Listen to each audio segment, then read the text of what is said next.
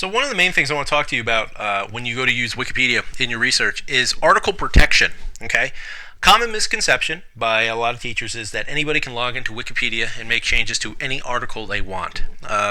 That's true and it's not true. The articles that you'll be using most of the time when you're doing your research in U.S. government or U.S. history probably don't allow for a whole lot of changes. For instance, pretend you're reading about Abraham Lincoln or learning about the legacy of Lincoln or whatnot. If you come over here to Abraham Lincoln's page, you will notice that the Abraham Lincoln page has a lock, a gray lock, and a little green icon right here. If you click on the gray lock, you will learn that Abraham Lincoln's page is semi-protected. If you go to the Wikipedia protection policy, you can read that semi-protected pages do not allow just anybody to make edits. You have to meet certain criteria to make the edit, and it has to be agreed upon, for the most part.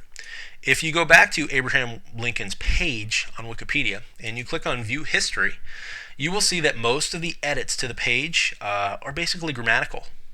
You're not seeing a whole lot of removal of source material. If you do, it's typically replaced with a better piece of source material. So that's kind of interesting to find. The other icon I want to direct you to is this little green one right here. If you see this on a Wikipedia page, click on it.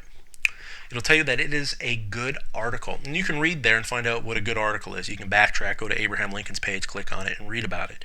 But it'll explain that Wikipedia articles have varying levels of excellence. A good article is a good article.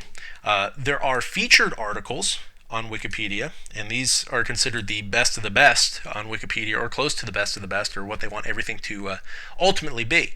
Richard Nixon's wiki page is a featured article, which is kind of funny, but is also semi-protected due to vandalism. I mean, who would ever want to vandalize Richard Nixon's webpage, right?